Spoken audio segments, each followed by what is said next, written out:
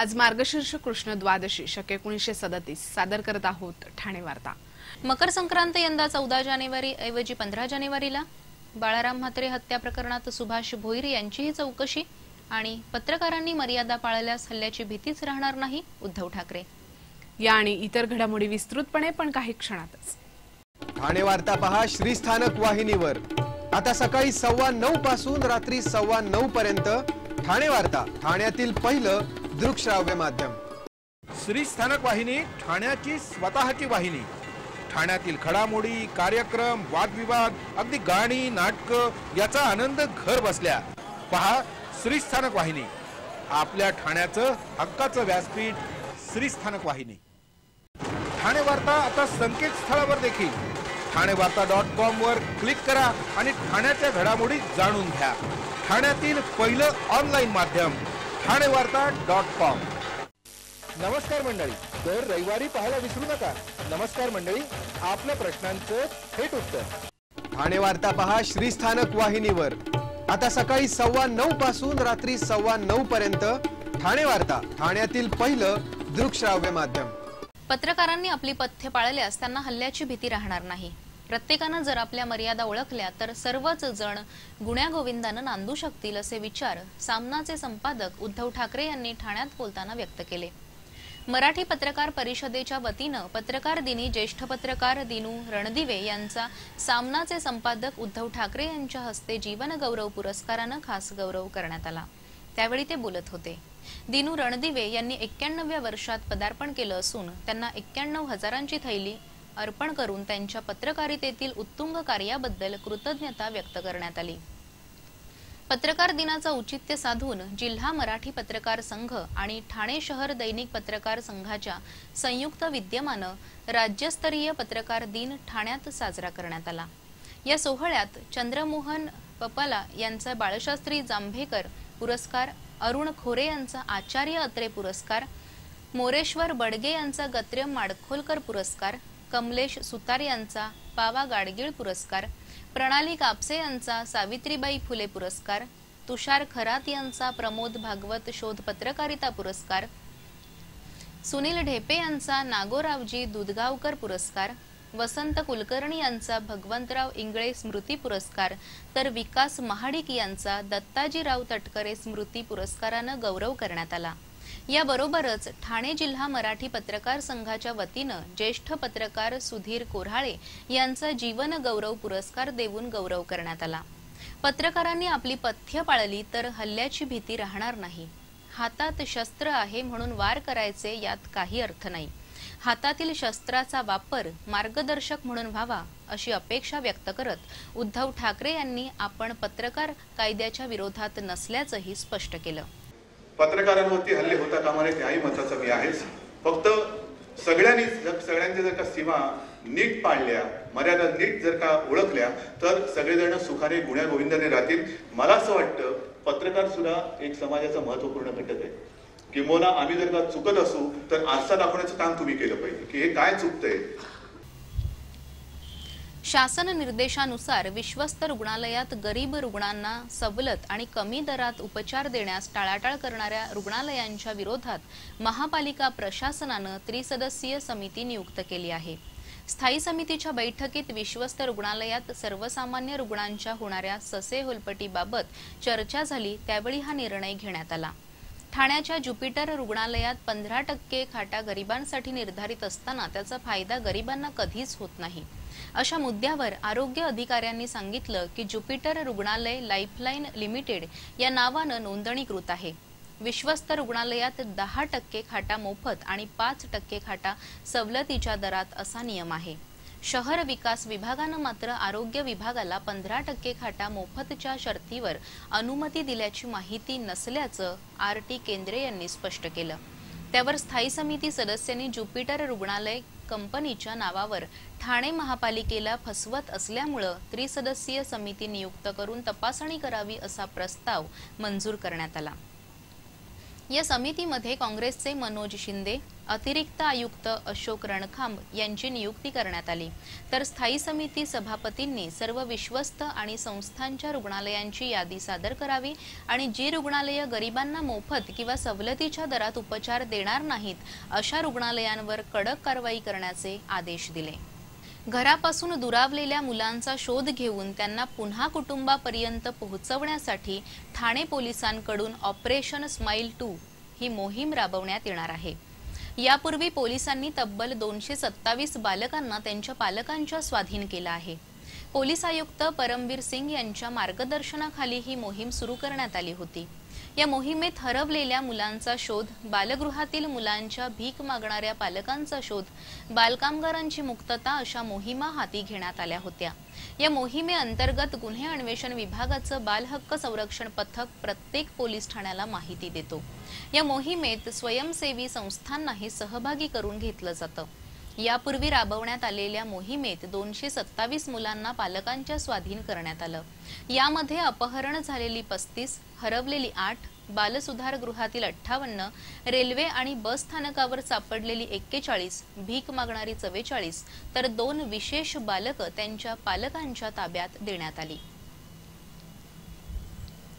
ठाणे महापालिकेची परिवहन सेवा सुरळीत व्हावी यासाठी स्वराज अभियानानं ठाणे महापालिकेस आर्थिक मदत दिली आहे। ठाणे महापालिकेच्या परिवहन सेवेवर लाखभर ठाणेकर अवलंबून आहेत, मात्र अत्यंत किरकोळ बिलं न दिल्यामुळे बसेस आगारातच अडकून पडत आहेत। यामुळे ठाणेकरांची मोठी गैरसोय होते। अशा प्रकारामुळे फायद्यात असलेले मार्गही बंद होतात आणि पुन्हा परिवहन सेवा आणखी विस्कळीत होते। यामध्ये कोणाचे हितसंबंध अडकले आहेत का याची चौकशी करण्याचं आवश्यक असल्याचं स्वराज अभियानानं म्हटलं आहे। परिवहन सेवेला उत्पन्न हवं, दर्जा हा वादग्रस्त विषय असताना स्वराज अभियानातर्फे 11,000 रुपयांचा धनादेश आणि पत्र पालिका आयुक्तांना देण्यात आलं। मात्र अतिरिक्त पालिका आयुक्त अशोक रणखांब आणि परिवहनचे व्यवस्थापक सुधीर राऊत यांनी हा धनादेश स्वीकारण्यास नकार दिला। ठाणे वार्ता पहा श्रीस्थानक वाहिनीवर। आता सकाळी 9:15 पासून रात्री 9:15 पर्यंत ठाणे वार्ता, ठाण्यातील पहिलं दृकश्राव्य माध्यम। आपला परिसर स्वच्छ आणि सुंदर ठेवण्यासाठी ठाणे महापालिकेत सहकार्य करा। ओला सुका कचरा वेगवेगळा जमा करा आणि रोगराईपासून मुक्तता मिळवा। ठाणे वार्ता आता संकेतस्थळावर देखील ठाणेवार्ता.com वर क्लिक करा आणि ठाण्याच्या घडामोडी जाणून घ्या। ठाण्यातील पहिलं ऑनलाईन माध्यम ठाणेवार्ता.com। डॉक्टर आणि रुग्णांचं पिढ्यानपिढ्यांचं जिव्हाळ्याचं नातं म्हणजेच डॉक्टर बेडेकर हॉस्पिटल। आता अत्याधुनिक सोयी सुविधा आणि तंत्रज्ञान युक्त वंध्यत्व निवारण केंद्रात IVF आणि टेस्ट ट्यूब बेबीचीही सुविधा। डॉक्टर बेडेकर हॉस्पिटल, महर्षी कर्वेपथ, ठाणे। 65 वर्षांची निरंतर सेवा।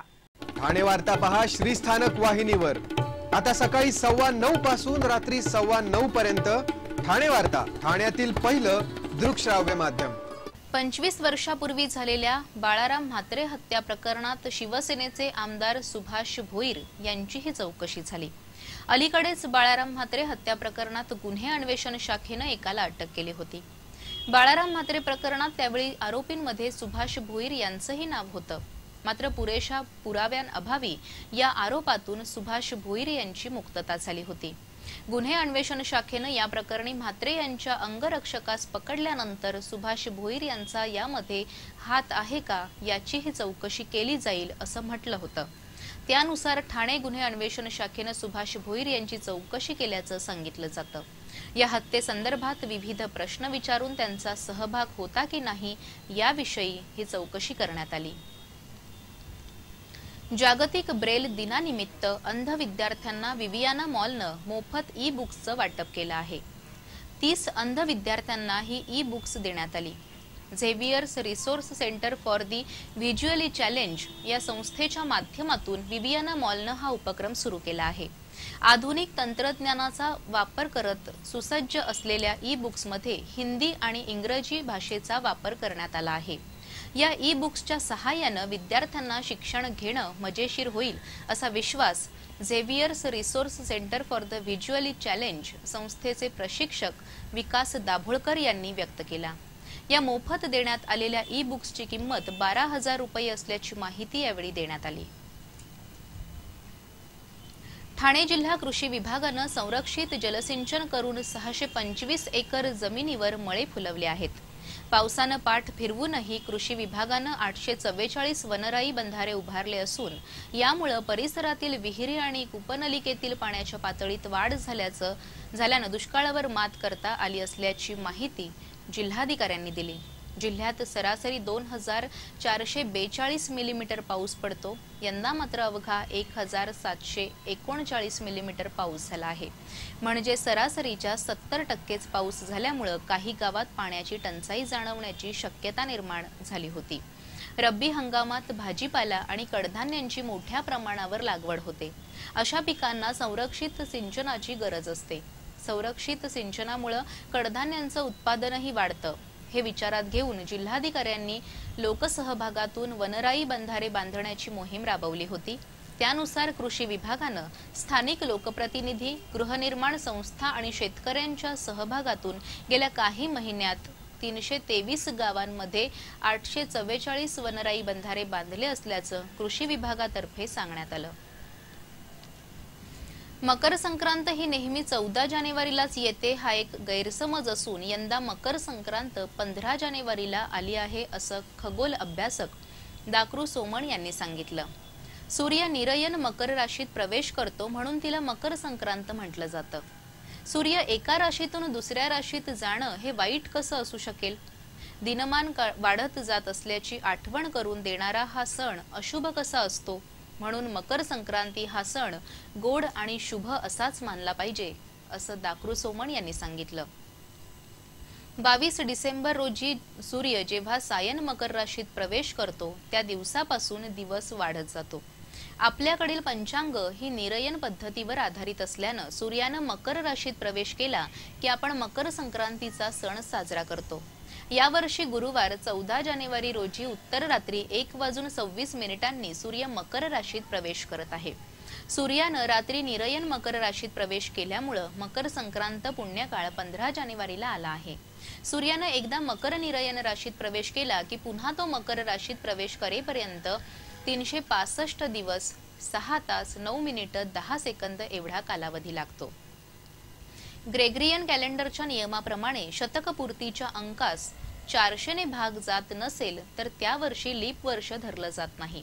त्यामुळे दर 400 वर्षांनी मकर संक्रांत 3 दिवसांनी पुढे जाते. दर वर्षीचा 9 मिनिटं 10 सेकंद हा काळ साठत जात आहे. दर 157 वर्षांनी मकर संक्रांतीचा दिवस आणखी 1 दिवसानं पुढे जातो. सन 200 मध्ये मकर संक्रांती 22 डिसेंबरला, 1899 मध्ये 13 जानेवारीला, 1972 पर्यंत 14 जानेवारीलाच येत होती. 1972 पासून 2025 पर्यंत मकर संक्रांती कधी 14 तर कधी 15 जानेवारीला येणार आहे.